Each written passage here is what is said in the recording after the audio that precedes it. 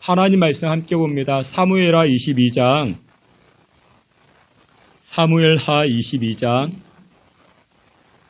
구약성경 사무엘하 22장 1절부터 7절까지입니다. 우리 한 절씩 우리 교독해 봅니다. 사무엘하 22장 1절부터 7절까지 제가 1절 말씀 먼저 봉독해 올립니다.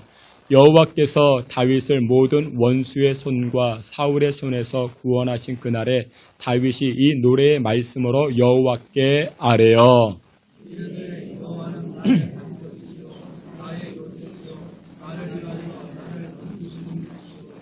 내가 피할 나의 반석의 하나님이시요 나의 방패시요 나의 구원의 뿌리시요 나의 높은 망대시요 그에게 피할 나의 피난처시요 나의 구원자시라 나를 폭력에서 구원하셨도다.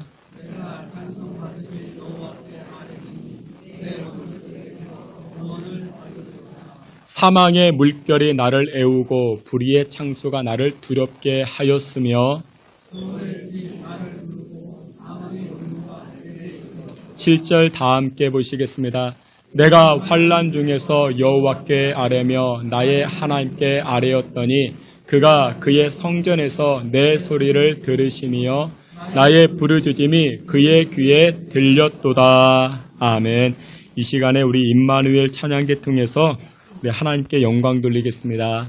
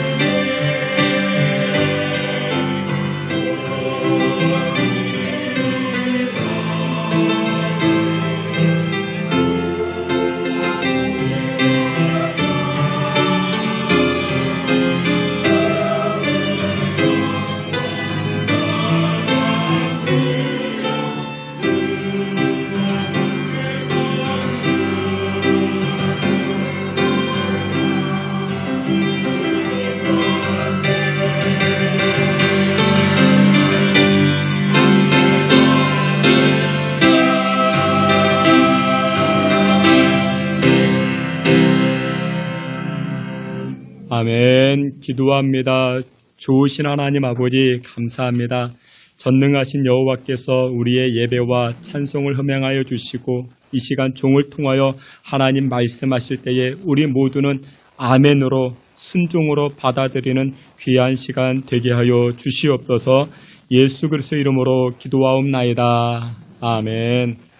예, 우리 오늘은 사무엘하 22장 말씀을 가지고 주옥 같은 신앙 고백이라는 제목으로 하나님 주시는 은혜의 말씀 나누고자 합니다. 추석 한가위가 되면은 이런 덕담을 나누곤 하죠. 더도 말고 덜도 말고 무엇만 같아라, 한가위만 같아라. 여러분들 지난 한가위 명절 연휴 어떻게 잘 보내셨습니까? 저도 은혜 가운데 잘 보낼 수 있었습니다. 그런데 계속 비가 와가지고 이렇게 보름달은 보지 못하고 그럼에도 불구하고 우리가 이처럼 은혜 가운데 하나님 앞에 서게 되었습니다. 우리 양옆에 계시는 분들에게 인사합니다. 반갑습니다. 성령 충만하십시오. 우리 인사합니다. 우리가 기도할 때 하나님 앞에 그렇게 기도합니다. 하나님, 내 평생의 삶이 하나님 기뻐하는 삶 되기 원합니다. 하나님을 기쁘시게 하는 삶이 되기 원합니다. 우리는 그렇게 기도합니다. 그런데 여러분들, 하나님을 어떻게 기쁘게 할 수 있을까요? 하나님을 어떻게 즐겁게 해드릴 수 있을까요? 여러 방법이 있겠지만 그 가운데 한 가지는 고백입니다. 고백을 통해서 하나님을 기쁘시게 할 수 있습니다. 집사님 오늘 너무 예뻐 보이십니다. 여러분들 이런 고백을 들으면 기분이 좋아지죠. 기뻐합니다. 마찬가지입니다. 하나님 앞에 이렇게 고백만 해도 하나님을 기쁘시게 할 수가 있더라는 것입니다. 오늘 우리가 함께 보고 있는 이 사무엘하 22장 이 말씀은 다윗이 고백한 내용입니다. 그런데 언제냐? 다윗의 인생 말년에 다윗이 이렇게 고백을 합니다. 1절을 보게 되면 그때가 언제였는가? 1절에 보니 이렇게 이야기합니다. 1절 다 함께 봅니다.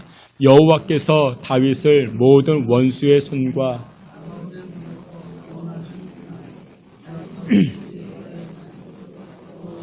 아래요. 아멘. 여기에 보니까 1절 서두에 여호와께서 다윗을 모든 원수의 손과 사울의 손에서 구원하신 그날이라 이야기를 합니다. 그날이 언제다? 건짐받은 날이다. 여러분들 다윗의 젊은 시절은 도망자 신세였습니다. 사울의 칼을 피해서 항상 쫓기는 인생이었습니다. 그런데 드디어 하나님께서 이 다윗을 조여가던 이 사울의 칼에서 벗어나게 하셨고 다윗을 대적하는 수많은 것들에 관해서 이 다윗에게 자유를 주신 그날이라고 이야기합니다. 그날, 여러분들 그날이 얼마나 기쁜 날이겠습니까? 근데 그날에 이 다윗이 무엇합니까? 하나님을 찬양합니다. 하나님을 노래하고 고백합니다. 여러분들 그런 말 들어보셨죠? 신앙생활. 그렇습니다. 신앙은 어디에서 나타나야 됩니까? 일상생활 가운데 신앙이 드러나야 됩니다. 또 반대로 이야기하면 생활신앙, 그렇게 말할 수 있습니다. 생활 가운데 신앙이 묻어나야 된다는 것입니다. 다윗은 하나님의 은혜로 그 지긋지긋하던 도망자의 삶을 청산하게 되었습니다. 이제는 다윗에게 자유가 찾아왔습니다. 자기를 결박하고 속박하던 그 문제에서 해결받은 것입니다. 그러자 다윗이 무엇합니까? 사람들을 불러 모아놓고 우리 축하하자, 잔치하자, 샴페인 터뜨리고 그렇게 즐거워하지 않았다라는 것입니다. 먼저 다윗은 무엇합니까? 하나님께 고백합니다. 하나님께 찬양을 올립니다. 하나님께 감사를 하고 있습니다. 그 내용이 무엇이냐? 2절과 3절에 등장합니다. 우리 앞에 있는 말씀 2절, 3절 다 함께 봅니다. 이르되 여호와는 나의 반석이시요 내가 피할 나의 반석의 하나님이시요 나의 방패시요 나의 구원의 뿌리시요 나의 높은 망대시요 그에게 피할 나의 피난처시요 나의 구원자시라 나를 폭력에서 구원하셨도다. 아멘. 여기 다윗이 계속해서 뭐라고 이야기합니까? 여호와 하나님은 나의 반석이십니다. 나의 환난 날의 도움이십니다. 나의 구원의 뿌리십니다. 나의 피난처이십니다. 이런 고백을 합니다. 근데 여러분들 이런 고백 어디서 많이 보셨습니까? 시편에도 있어요. 그렇죠? 시편 18편에 보면은 똑같은 고백이 거기에 등장합니다. 근데 시편 18편 1절에는 한 구절 더 등장을 해요. 우리가 잘하는 것 무엇이냐? 시편 18편 1절에 보면 나의 힘이신 여호와여 내가 주를 사랑하나이다. 그러면서 똑같이 오늘 사무엘하 22장에 있는 이 말씀처럼 똑같이 여호와는 나의 반석이시요 나의 피난처시요 이런 고백이 똑같이 등장을 합니다. 사랑하시는 귀한 성도 여러분들, 절망을 넘어서고 여러분들을 옥죄어오던 그 많은 것들로부터 우리가 자유함을 얻었을 때 여러분들의 입술도 이 다윗의 입술과 같이 하나님만을 찬양하고 하나님만을 고백하는 저와 여러분들의 입술 되시기를 주님의 이름으로 축원합니다. 근데 뜻밖에도 신앙인 가운데에도 그렇지 못한 사람들이 있습니다. 오늘 사무엘하 22장 1절에 보면 그날이라고 이야기합니다. 모든 대적에서 모든 원수에서 다윗을 건져주신 그날이라고 이야기합니다. 그날에 하나님을 찬양하면 참 좋겠는데 그렇지 못한 사람들도 많이 있습니다. 1996년 12월입니다. 성탄절입니다. 김영삼 대통령이 자신이 다니던 충영교회를 방문해서 성탄 예배를 드리게 된 것입니다. 성탄 예배 말미에 광고 시간이 되어졌는데 예배 인도자께서 오늘 대통령께서 방문했으니 강단에 오르셔가지고 한 말씀 해주면 좋겠다 그렇게 이야기를 합니다. 근데 그때 김영삼 대통령이 무슨 말 했는지 아십니까? 다윗의 고백과 같이 나의 힘이 되신 여호와여 내가 주를 사랑하나이다 라고 고백했으면 좋겠는데 그게 아니었습니다. 그분이 이렇게 이야기합니다. 여러분 오늘 날씨처럼 춥고 꽁꽁 얼어붙는 날씨라 할지라도 경제만 좋아지면 근심이 없는 것입니다. 걱정이 없는 것입니다. 그런 말을 합니다. 1996년 우리 대한민국 경제가 어땠는지 아십니까? 실업률이 2% 미만이었습니다. 그 얘기가 무엇이냐면 한마디로 일자리가 많았다, 취업이 잘 되었다라는 것입니다. 그때 물가 상승률이 4%였습니다. 그리고 경제 성장률은 8%였습니다. 그러니까 경제 성장률이 8%이고 물가 상승률은 4%밖에 안 되니까 그만큼 먹고 살기가 좋았다라는 것입니다. 물가가 그렇게 높지 않았습니다. 살기 좋았습니다. 호경기라 말하는 그때였습니다. 그럴 때 우리 대한민국 정부에서 무엇 했는지 아십니까? 여러분들 기억하실 것입니다. 샴페인 터뜨렸습니다. 우리가 2만 불 시대가 됐다, 몇만 불 시대가 되었다. 그러면서 샴페인을 터뜨렸습니다. 그래서 대통령께서 성탄 예배에 참석해가지고 무엇만 이야기했는가? 경제만 잘 되면 걱정 근심이 없는 것입니다. 겁도 없이 그런 말 하게 된 것입니다. 그 자리가 어떤 자리인데 그 예배가 무슨 예배인데 그러다가 1997년 그 다음에 무엇이 대한민국 찾아왔습니까? IMF가 찾아온 것입니다.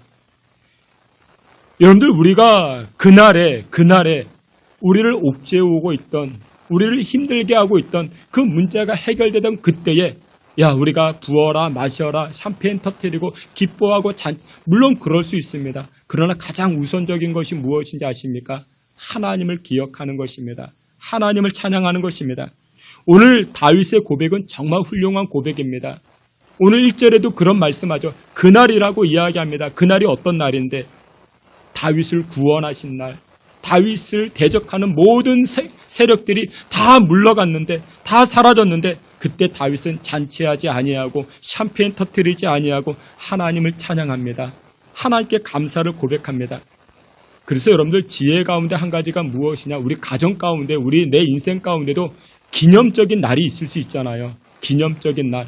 예를 들어서 7순이 되었다, 8순이 되었다, 무슨 이렇게 생일이 되었다. 그런데 여러분들 기념될 만한 그때에 하나님께 예배를 드리는 것이 좋습니다. 하나님께 예배를 드리는 게 좋아요. 하나님께 먼저 찬송을 올리고 하나님의 은혜를 먼저 되새겨보는 것이 좋습니다. 정말 어렵게 창업을 했어요. 회사를 차렸습니다. 개업을 했어요.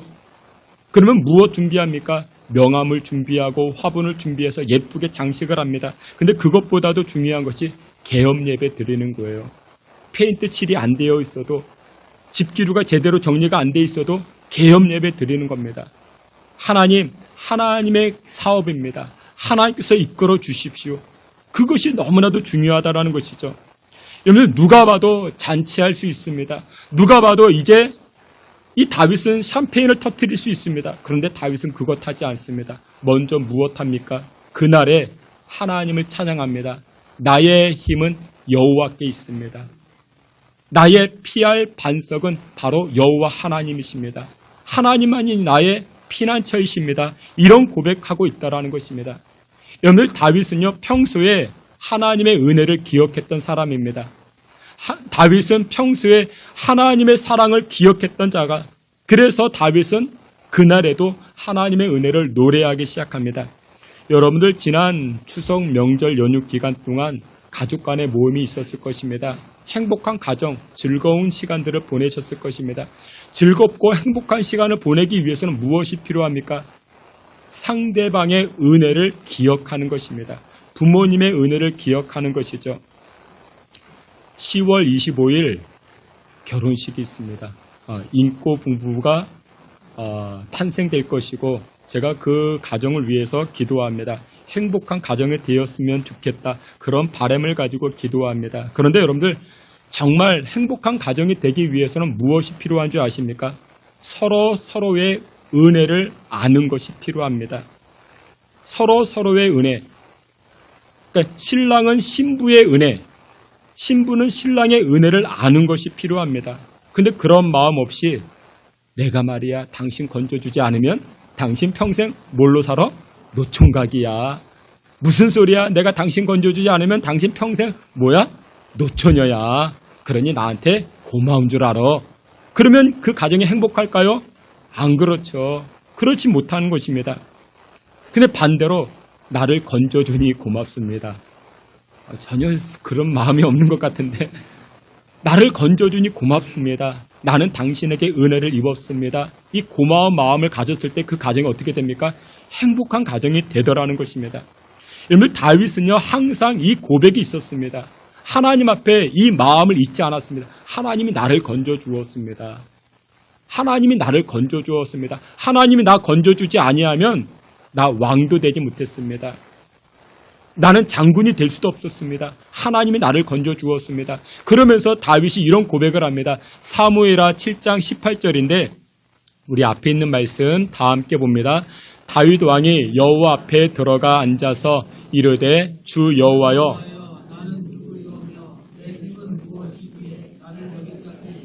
하셨나이까? 아멘. 다윗이 하나님에게 그렇게 기도합니다. 하나님, 내가 무엇인데, 우리 집안이 무엇인데 나를 이 자리에 앉히셨습니까? 근데 왜 다윗이 이런 고백을 했느냐?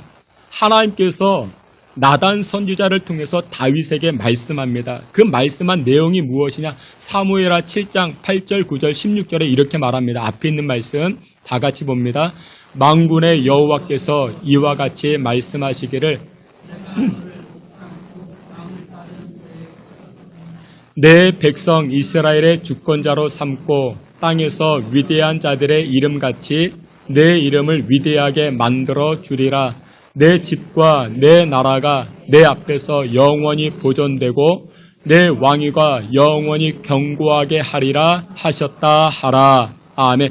여호와 하나님께서 나단 선지자를 통하여 누구에게? 다윗에게 하신 말씀입니다. 뭐라고 이야기합니까? 8절에 여호와께서 이와 같이 말씀하시기를 내가 너를 목장 곧 양을 따르는 데서 데려다가, 그러니까 이 다윗이 무엇이었다고요? 목자였다라는 것이죠. 근데 이 목동이었는데 이 별 볼 일 없는 이 다윗을 어떻게 하셨다고요? 9절에 보니 내가 너를 이스라엘의 주권자로 삼을 거야. 이스라엘의 왕으로 세울 거야. 그리고 너의 이름 다윗, 존귀한 이름으로, 위대한 이름으로 내가 만들어줄 거야. 16절에 또 이렇게 이야기합니다. 너의 집, 너의 나라, 그것이 내 앞에서 영원히 보존되고 너의 왕위가 견고하게 세워질 거야. 하나님께서, 여호와께서 이 다윗에게 말씀하는 것입니다. 그러자 다윗이 뭐라고 고백했다고요? 우리가 아까 보았던 말씀처럼 다윗이 여호와께 들어가서 하나님, 내가 무엇인데요? 하나님, 우리 집안이 무엇인데요? 하나님이 나를 건져주셨습니다. 그 고백입니다. 행복한 가정이 되기 위해서는 어떻게 된다고요? 당신 나한테 고마운 줄 알아. 그러면 행복한 가정이 되지 못합니다. 다윗의 심정 이해가 되시죠? 하나님이 나를 건져주셨습니다. 하나님이 나 건져주시지 않으면 나 평생 노총각인데, 나 평생 노처녀인데, 그 고백이 여기에 담겨져 있는 것입니다. 여러분들, 은혜라는 것이 무엇이냐? 자격 없는 자, 자격 없는 자가 얻는 것, 그것이 바로 은혜라 말할 수 있습니다. 나는 이 사람과 결혼할 자격이 없는데 라는 마음을 가져야 됩니다. 이 사람은 나에게 과분하다. 이런 마음을 서로 가져야만이 행복한 가정을 이루어갈 수가 있는 것입니다. 그런데 여러분들, 어떤 사람들은 그래요. 결혼할 때, 결혼하고 나서 뭐라고 이야기해요? 내가 손해봤대요. 내가 내가 미쳤는데. 내가 손해보고 내가 미쳤는데. 이런 생각을 가지는 순간 어떻게 됩니까? 행복은 멀리 도망갑니다. 행복하지 못합니다. 그래서 여러분들, 한마디로 은혜를 안다라는 것은 고마움을 안다라는 것입니다. 여러분들 결혼할 때를 한번 생각해 보세요. 결혼할 때 무엇을 준비합니까? 혼수 준비하잖아요. 살만한 집을 준비하죠. 혼수를 준비하죠. 그릇과 숟가락을 준비합니다. 근데 여러분들, 결혼하기 전에 이것 준비하는 것보다 더 중요하게 생각할 준비가 있습니다. 그게 무엇이냐? 고마운 마음을 준비해야 됩니다. 집이 없어도 괜찮아요. 숟가락, 젓가락 없어도 돼요. 무엇이 필요합니까? 고마운 마음을 준비하셔야 됩니다. 신랑은 신부에게 고마운 마음을 준비해야 됩니다. 신부도 신랑에게 고마운 마음을 준비해야 됩니다. 당신이 나 건져주지 않으면 나 노처녀인데, 나 노총각인데 나를 건져주니 고마워. 그 마음을 가지셔야 됩니다. 이것은 두 사람에게만 해당되는 게 아닙니다. 우리 모두의 마찬가지입니다. 여러분들, 교회도 마찬가지예요. 교회가 언제 행복할까요? 서로 고마운 줄 알고 표현할 때, 그때 교회는 행복해지게 됩니다. 목사님은 성도님들에게 고마운 마음을 알아야 됩니다. 이렇게 우중충한 날 교회를 다 오시고, 여러분 오늘 교회 오셔가지고 주차하기 힘드셨죠? 주차장이 없어요. 주차장이 불편한데도 그래도 교회 오셔가지고 이렇게 예배 드리는 건 모습을 보고 목사님은 고마운 마음을 가지고, 또 반대로 성도님은 목사님을 향해서 고마운 마음을 가지고, 우리 목사님 나를 위해서 새벽마다 이름 불러가면서 기도해 주니 고맙고. 여러분들, 제가 새벽마다 여러분들의 이름을 불러가며 기도합니다. 1분씩만 해도 여러분들 30분, 1시간이 훌쩍 넘어갑니다. 우리 목사님이 내 이름 불러가며 기도해 주니 정말 고맙고. 여러분, 이렇게 서로 고마운 마음을 알 때, 표현할 때, 그때 무엇이 된다고요? 행복한 교회, 행복한 가정이 되어진다라는 것입니다. 그래서 여러분들, 고마움을 표현하는 것이 참 중요합니다. 최근 어떤 기사를 보았습니다. 한국 남성과 그리고 일본 여성 간의 그 결혼 비율이 많이 올라갔대요. 국제 결혼이 많이 늘어갔다 이야기하는데 1200건이 넘어갔다. 2023년도에 그렇게 이야기합니다. 24년도 통계청을 보니까 한국 남성과 일본 여성의 결혼이 전년 대비 40% 더 증가했다 이야기합니다. 왜 그럴까요? 왜 한국 남성이 일본 여성과 이 결혼 비율이 더 올라갔을까요? 왜 많아졌을까요? 제가 보니까 이유를 이렇게 이야기합니다. 한국 남성이요, 일본 여성과 교제를 하는 거예요. 사귀는 거예요. 연애를 합니다. 그러면 선물을 주잖아요. 서프라이즈 뭐 그런 걸 하잖아요. 그러면 작은 서프라이즈인데, 작은 선물인데 일본 여성은 아주 감동을 한다 이야기합니다. 감동에 감동이 있다 이야기합니다. 예를 들어서 5만 원짜리 선물을 해줬대요. 그러면 일본 여성은 아리가또 하면서 20번을 넘게 그렇게 고맙다 그렇게 표현하더래요. 5만 원짜리밖에 되지 않는 건데 그렇게 고마워하더라는 것입니다. 여기에 한국 남성이 어떻게 해요? 감동을 받는 거예요. 아니, 이게 뭐라고? 이거 5만 원짜리밖에 안 되는 건데 여기에 고마워하다니. 근데 한국 여성은 어때요? 5만 원짜리 쳐다도 안 보고 한 50만 원짜리 해줘야 그래야 한번 고맙다. 여기에서 차이가 난다라는 것입니다. 근데 일본 여성은 안 그렇대요. 고맙다. 아리가또. 여러분들, 오늘 본문의 다윗은요, 하나님 앞에 이 고마움을 잊지 않았습니다. 사무엘하 22장 이 말씀은요, 다윗은 그의 인생 말년에 하나님 앞에 고백했던 내용입니다. 인생의 말년인데, 여러분들의 인생의 말년에 무엇을 고백하시겠습니까? 여러분들이 다윗이라고 생각해 보세요. 무엇을 고백하겠습니까? 내가 왕년에 말이야 골리앗을 넘어뜨렸어. 내가 이레베도 말이야 내가 왕년에 나라를 통합했어. 내가 왕년에 전쟁할 때마다 다 승승장구했어. 내가 관용을 많이 베풀었어. 근데 그런 이야기가 하나도 없습니다. 다윗은 뭐라고 고백해요? 여호와는 나의 힘이십니다. 여호와는 나의 반석이십니다. 환난 날에 나의 도움이십니다. 나의 피난처이십니다. 여러분들 이 고백을 들었던 하나님은 얼마나 기뻐했을까요? 여러분들 하나님을 기뻐하는 방법은 여러 가지가 있지만 또 단순해요. 여러분들의 입술을 통해서 하나님을 자랑해 보십시오. 하나님만이 나의 힘이십니다. 근데 언제 그거 하자고요? 기념적인 일에 그거 하자고요. 목사님 초대해가지고 예배 드리고, 그리고 여러분들 간증하는 거예요. 자녀들 앞에서 간증하는 거예요. 7순이 되었다, 8순이 되었다 그러면 아무개야. 하나님께서 우리 가정을 이렇게 세워주셨다. 나는 힘이 없고 나는 연약하지만 하나님께서 이렇게 세워주셨다. 하나님 그 고백 들으면 얼마나 기뻐하시겠습니까? 오늘 본문에 이 다윗의 고백을 보게 되면요, 물이 종종 등장을 합니다. 여기 22장 5절과 17절에 보면 이렇게 말씀하는데 다 함께 봅니다. 사망의 물결이 나를 애우고 불의의 창수가 나를 두렵게 하였으며 그가 위에서 건져내셨도다. 아멘. 여기에 보니까 사망의 물결이 나를 애우고, 그리고 다윗이 그런 고백을 해요. 많은 물에서 나를 건져내셨다. 그렇게 이야기합니다. 여러분 성경에 등장하는 물은요, 대부분이 믿는 성도들을 대적하는 것으로 상징할 때 이 물이 등장을 합니다. 그러니까 믿음의 성도들을 넘어뜨리는 대적들이 물로서 표현되어집니다. 여러분 베드로가 갈릴리 호수를 걸어가다가 무엇을 보고 넘어집니까? 파도, 물을 보고 넘어지죠. 빠져들기 시작합니다.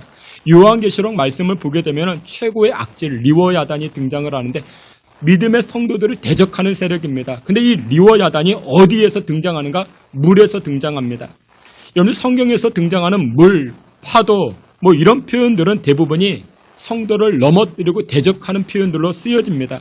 근데 오늘 성경 5절에 보니까 이 다윗에게 사망의 물결, 많은 물들, 이것이 지금 자기를 대적하고 있었다라고 이야기합니다. 이런 상황 가운데 다윗은 하나님이 나를 건져주셨습니다. 나를 구원해 주셨습니다. 라고 고백하고 있는 것입니다. 사랑하시는 귀한 성도 여러분들, 하나님 앞에 우리가 고백할 내용은 이것입니다. 그렇습니다. 하나님, 내 인생에 여러 대적들이 있었는데 나를 삼키고 나를 넘어뜨릴 그 수많은 문제가 있었는데 그 가운데 하나님 나를 건져주셨습니다. 나를 건져주셨습니다. 이 고백이 저와 여러분들의 입술에 가득하시기를 주님의 이름으로 축원합니다. 올 한 해가 벌써 이제 마무리되어 갑니다. 이제 다음 달이면 추수감사주일인데 여러분들 한 해를 돌이켜 보면서 우리가 또 감사할 것이 얼마나 많이 있습니까? 고마움을 잊지 아니하는 것입니다.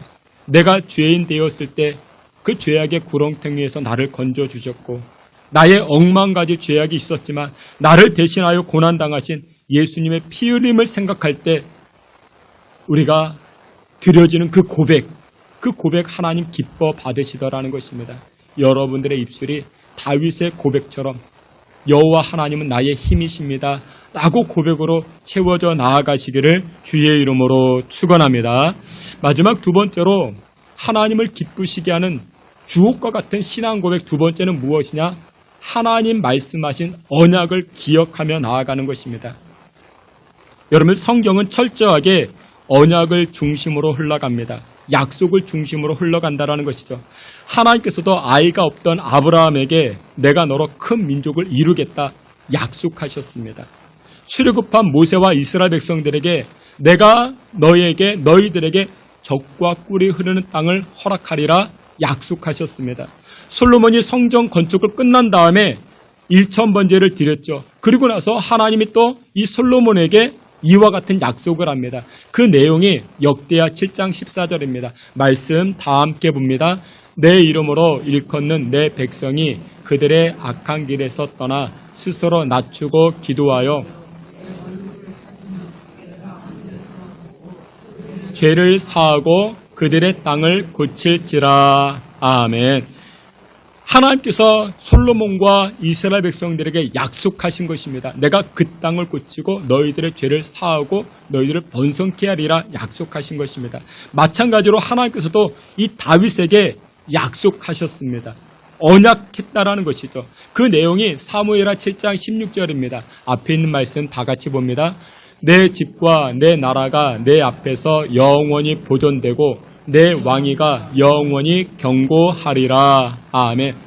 하나님께서 다윗에게 이 약속을 하신 것입니다. 너의 집, 너의 나라, 그것이 네 앞에서 영원히 보존되고 너의 왕의 자리가 영원히 견고하게 설 것이다. 내가 보장한다. 하나님이 약속하신 것입니다. 그래서 다윗은 평생을 살아가면서 이 약속의 말씀을 붙들고 있는 것입니다. 그런데 여러분들, 다윗의 생활을 보십시오. 그의 생활이 어땠습니까? 10여 년 동안 도망자 생활이었습니다. 나라가 견고하커녕 도망자 신세였습니다. 그런데 다윗은 순간순간마다 자기가 어렵고 힘들 때마다 무엇을 기억합니까? 하나님이 나에게 주신 말씀을 기억합니다. 말씀대로 살려고 노력을 합니다. 여러분들, 2000년 전의 말씀인데 4000년 전의 말씀인데 그러면 오늘날 나에게 주시는 말씀은 무엇일까요? 하나님이 여러분들에게 주시는 말씀은 무엇일까요? 아브라함에게 주신 말씀을 내가 아멘으로 받으면 그 말씀은 나의 말씀이 되는 것입니다. 그 말씀 붙들고 사는 것입니다. 여러분들, 결혼식이라고 말하죠. 결혼 예식입니다. 하나님 앞에 드려지는 결혼 예식인 것입니다. 우리 예수 믿는 사람들은 결혼 예식을 진행합니다. 결혼식 가운데 예배가 있죠. 그런데 요즘 믿지 않는 그 젊은이들의 그 결혼식 트렌드는 이런 것이랍니다. 신랑이 나와서 신부에게 편지를 읽어줍니다. 그러면 또 신부가 나와서 신랑에게 또 편지를 읽어줍니다. 그리고 손잡고 노래하고, 그러면서 이제 주례도 없고, 이렇게 아무것도 없고, 그러면서 이제 서로 춤추고 그러다가 결혼식을 마칩니다. 근데 이것은 결혼식이 아니고 그냥 결혼 행사라 말할 수 있습니다. 결혼 예식이라 말할 수 없죠. 여러분, 결혼 예식은 하나님 앞에서 서약을 확인하고 다짐하는 시간입니다. 주례자가요, 성경을 읽고 하나님 말씀을 토대로 질문합니다. 누구에게요?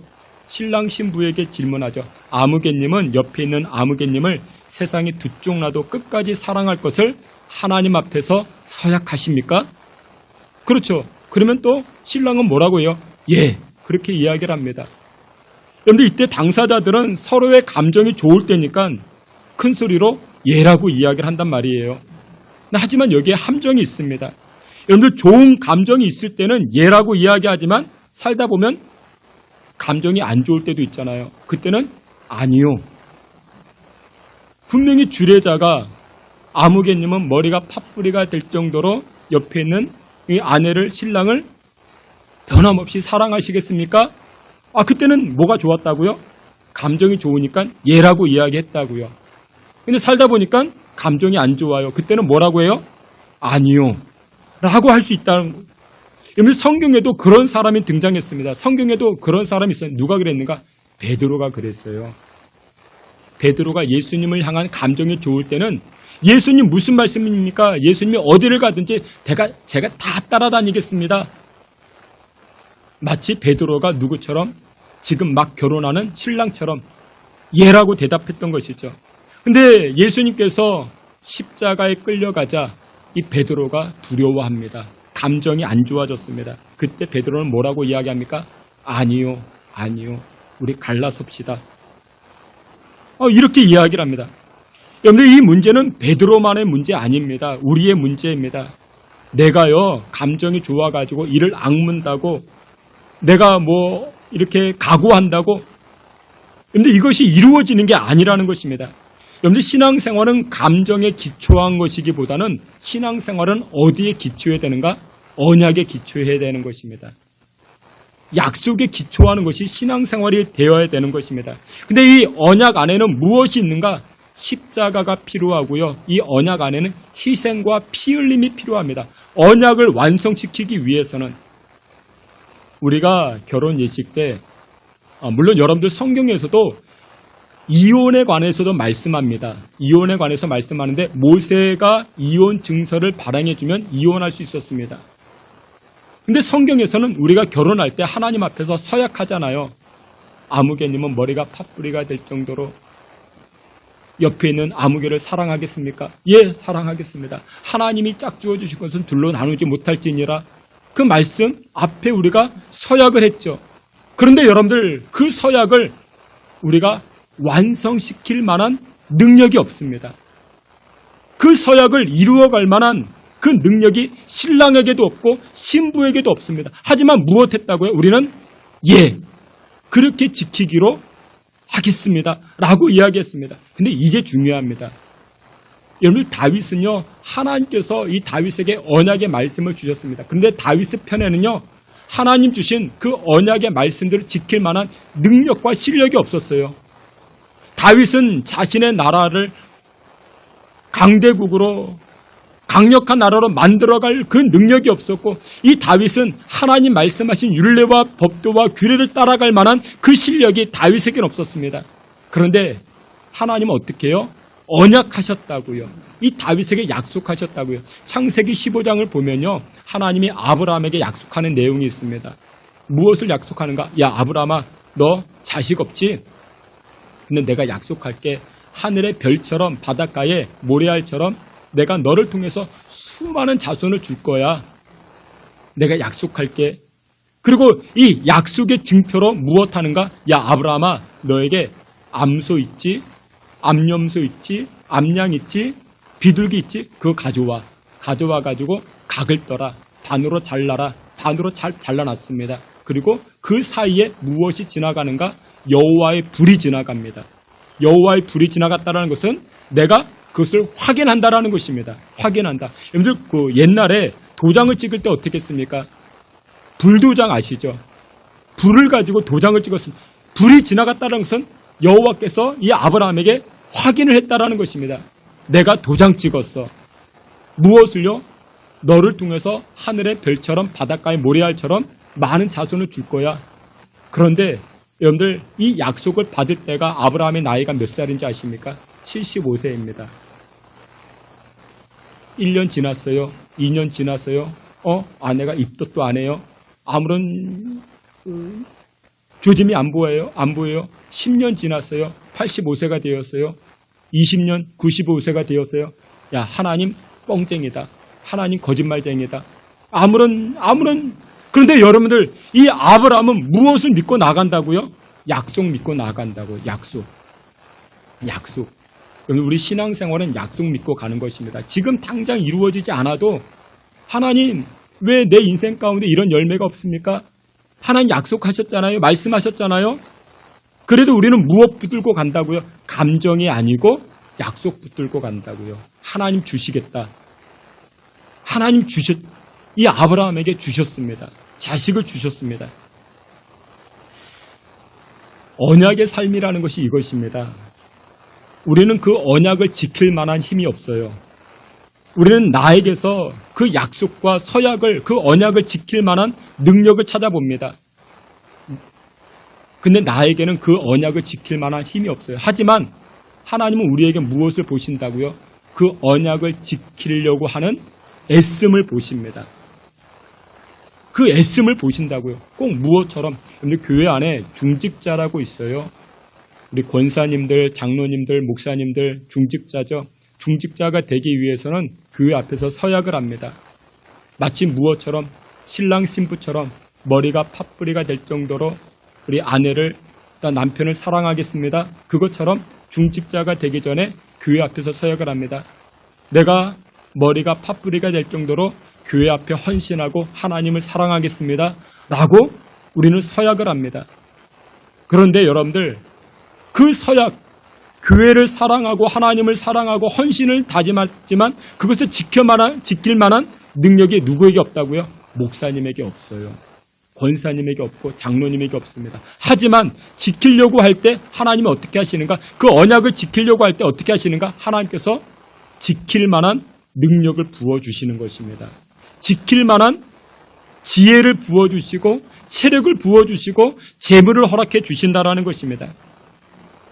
우리는 평소에 교회 중직자로 세워질 때 어떻습니까? 앞에 꽃도 꽂고 사람들에게 박수도 받고 또 이렇게 조명도 받으니까 헌신을 다짐하는데 근데 여러분들 그 헌신, 그 언약을 지키기 위해서 무엇이 필요하다고요? 언약 안에는 세 가지. 십자가, 피 흘림, 희생이 따라가야 됩니다. 그것이 있을 때 그때 하나님께서 우리에게 약속하신 것들을 이루어 나아가기 시작한다는 것입니다. 근데 그러다가 아까 잠깐 부부의 삶에 관해서 이야기 나눴는데 하나님 내가 20년 전에 그 서약을 했는데 지금 지킬 만한 나 이제 힘이 없습니다. 나 못합니다. 그러면서 아내를 멀리하고 남편을 멀리하고 교회 중직자가 교회를 멀리하고 그러면 하나님께서 예비하신 그 복을 받아 누리지 못한다는 것이죠. 그렇지만 하나님 미워도 다시 한 번이라고 제가 남편을 내가 아내를 내가 품고 가겠습니다. 품고 가겠습니다. 그게 쉽지 않다고요. 하나님 앞에 언약을 지키려고 할 때 하나님 어떻게 하신다? 언약을 감당할 만한 그 실력을 그 능력을 그것을 우리에게 부어주신다라는 것입니다. 다윗이 그 고백을 하고 있는 것입니다. 사무엘하 22장 21절부터 23절 앞에 있는 말씀입니다. 우리 말씀 다 함께 봅니다. 여호와께서 내 공의를 따라 상 주시며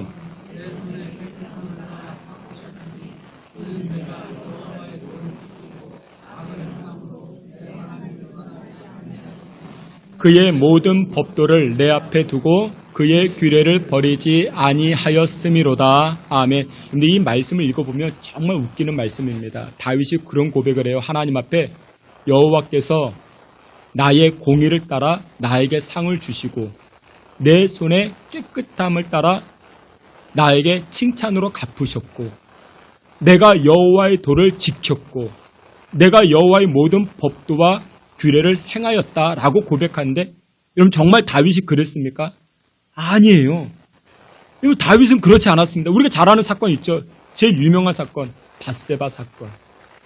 이 다윗이 유부녀를 취했어요. 그것으로 끝났나요? 아니었죠. 그의 남편 우리아를요 전장 최전방으로 보내가지고 죽게 했어요. 다윗이 무슨 죄를 저질렀어요? 살인 교사죄를 저질렀어요. 여러분 이 말씀과는 전혀 배치가 안 되죠. 근데 다윗이 이런 고백을 하고 있다고요. 이런 고백한 이유가 무엇이냐? 그 전에 하나님께서 이 다윗에게 언약의 말씀을 주었어요. 하나님께서 하나님의 말씀을 다윗에게 주었다고요. 그러나 다윗은 그것을 지킬 만한 능력 없었지만 그 안에서 몸부림이 있었습니다. 하나님 나에게 주신 말씀들, 그 율례와 법도 하나님의 말씀 계명들 나는 지킬 만한 능력은 없었지만 지켜보려고 애를 썼습니다. 수고했습니다. 근데 하나님 그것을 기뻐하세요. 에이, 발로 뻥 차버리고 그냥 나 안 해. 도망가는 게 아니라 하나님 나에게 주신 이 십자가, 나에게 주신 이것 나는 지킬 만한 능력 없지만 그래도 하나님 앞에 엎드립니다. 하나님 이거 감당하도록 하나님 나에게 은혜를 부어주세요. 그 안에서 몸부림칠 때 하나님께서는 그 인생을 기뻐 여기시고 복을 주신다라는 것입니다. 여러분 결혼 생활이 마찬가지입니다. 우리가 교회 안에서 헌신의 삶을 사는 것도 마찬가지입니다. 우리가 몸부림치는 것을 하나님 기대하십니다. 그 안에서 그것을 지킬 만한 능력과 실력이 없지만 그것을 지키려고 노력하는 모습을 하나님 기뻐 보십니다. 그리고 나서 어떻게 하십니까? 하나님께서 우리에게 하늘의 능력을 부어주십니다. 십자가 감당하려고 하는 그 능력을 우리에게 부어주시더라는 것입니다. 말씀의 결론을 맺도록 하겠습니다. 사랑하시는 귀한 성도 여러분들, 여러분들에게 능력과 여러분들의 힘이 어디에서 나옵니까? 여호와께 있습니다. 나에게는 힘이 없어요. 가정을 행복하게 지켜나갈 만한 힘이 나에게 없어요. 착각하지 마세요. 나에게 없습니다. 하나님께로부터 부어줍니다. 다윗이 지금 그 고백하고 있습니다. 교회 장로로서, 권사로서, 목사로서 그 희생과 그 어려움은 감당하는 것 나에게 없습니다. 그러나 애쓸고 그 앞에 몸부림칠 때 하나님 우리에게 힘을 부어주시는 것입니다.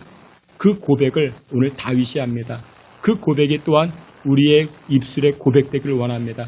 그 고백으로 말미암아 하나님을 찬송하는 저와 여러분 되시기를 주님의 이름으로 축원합니다. 아멘. 하나님 아버지, 우리에게는 힘이 없습니다. 우리는 지켜 나아갈 만한 실력도 없습니다. 우리에게 부족함이 있지만 그러나 그렇다고 그 자리 떠나지 않겠습니다. 그 앞에 엎드립니다. 하나님의 은혜와 힘을 구합니다. 주의 백성들 맡겨주신 사명 감당하고자 할 때에 하나님 허락하신 은혜를 부어주시옵시고 하늘의 힘으로 덧입혀 주시옵소서. 예수 그리스도의 이름으로 기도하옵나이다. 아멘.